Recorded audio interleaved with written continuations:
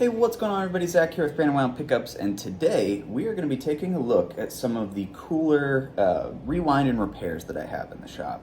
Normally I would do a rewind time on these, but there's a lot of them, and that's a lot of editing and work that I really, to be honest, don't feel like doing. So we're just going to take a look and, check them out. So this is the first one. I just finished it.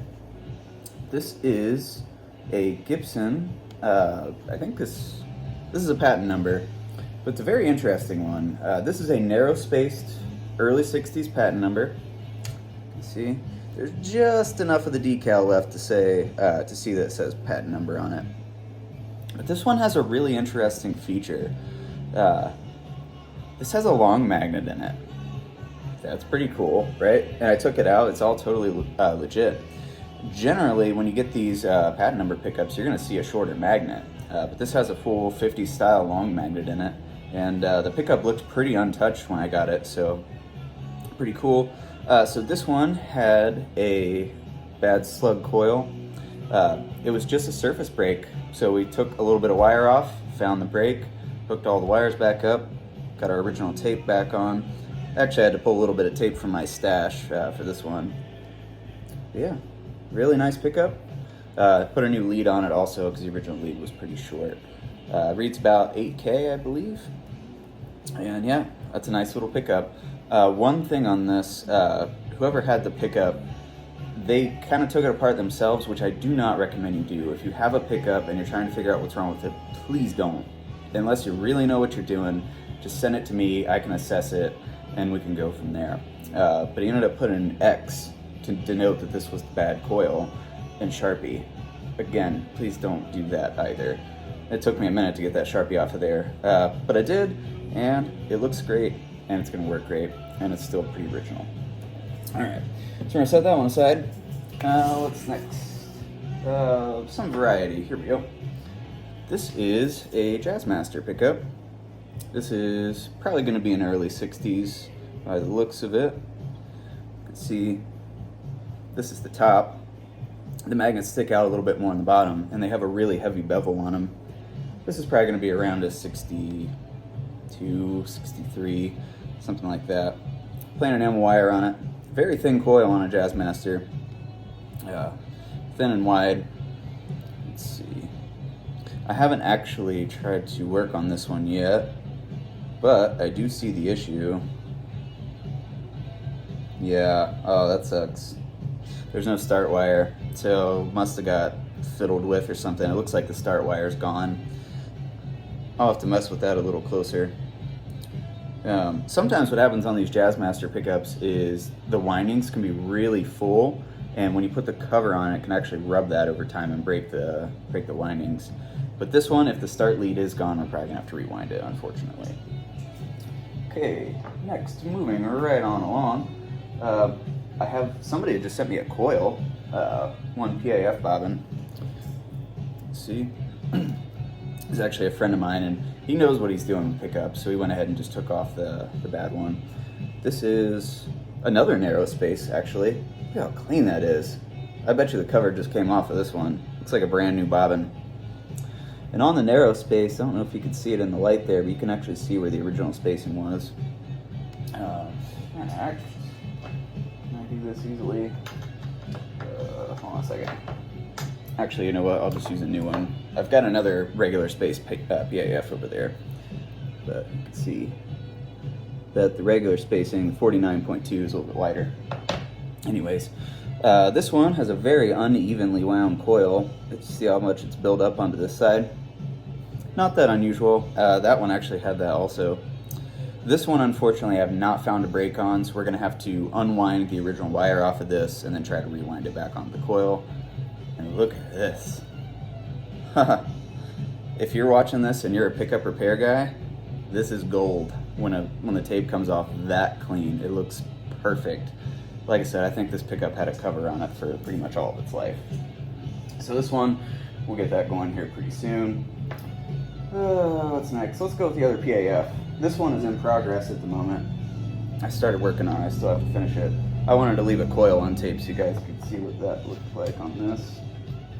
And show you a couple things. This might be kind of a long video, but I don't know, it might be fascinating for some of you guys. All right.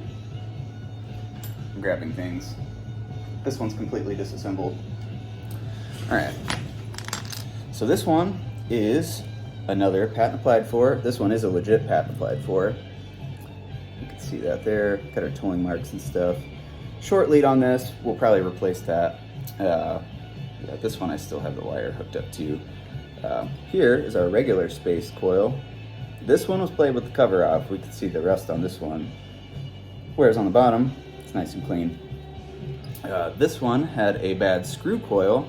The slug coil does work. Set that down carefully. Here's our screw coil. Another surface break. All good.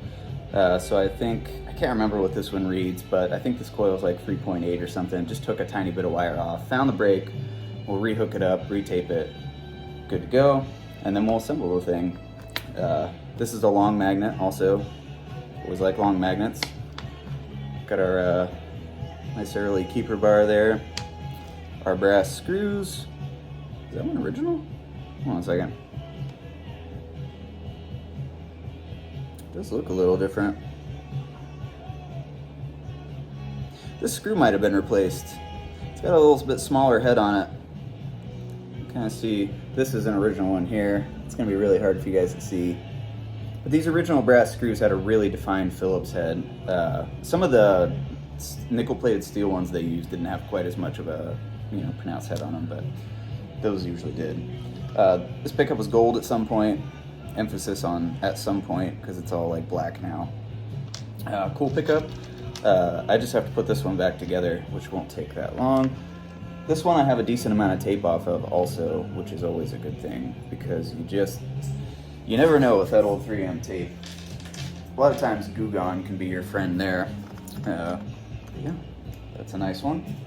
Very valuable pickup, of course. All of these are pretty valuable.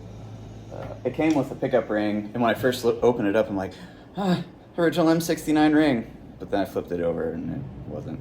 That's okay. Next up, another Gibson pickup. T-top, also disassembled. This is going to be, this is a pretty early one actually.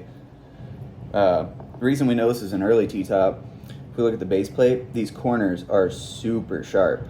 On the later ones, you're going to see these edges get a little bit more rounded off. And fun fact, I believe this to be true, that Seymour Duncan actually bought this tooling, and the very earliest Seymour Duncans are going to have this base plate. In fact, I have one. Hold on a second.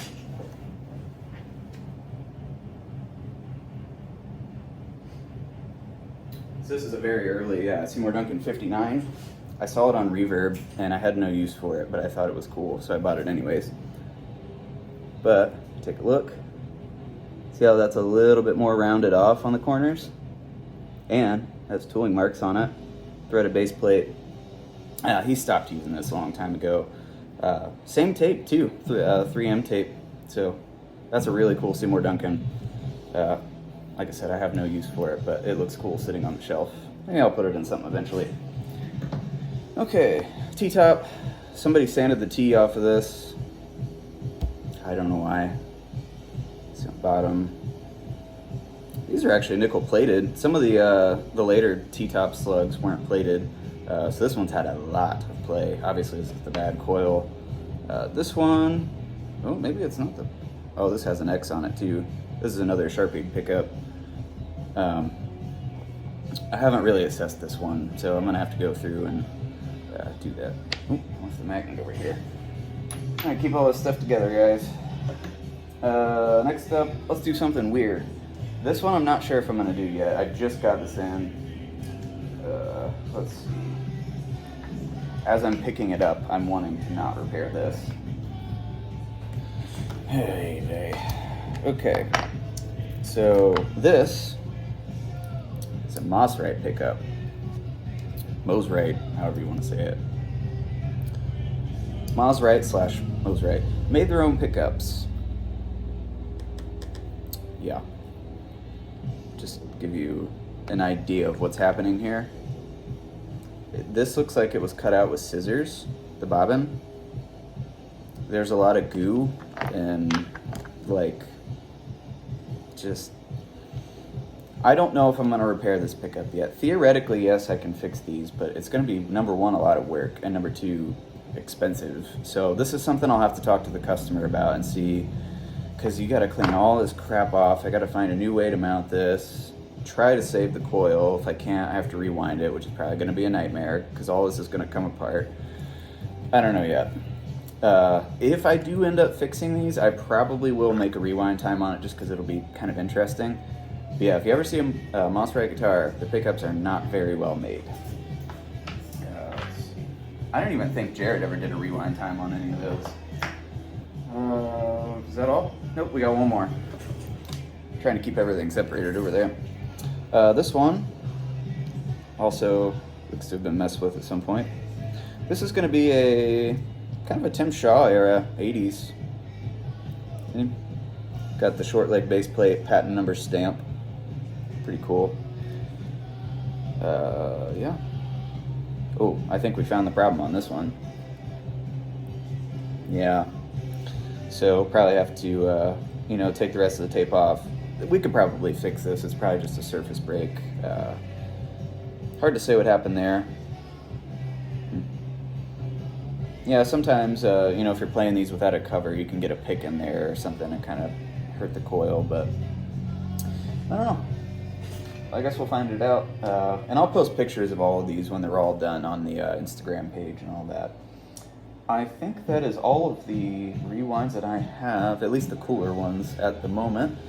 So, hope you guys enjoyed. You know, we talked a little bit about some of the, you know, history and specs of these a little bit.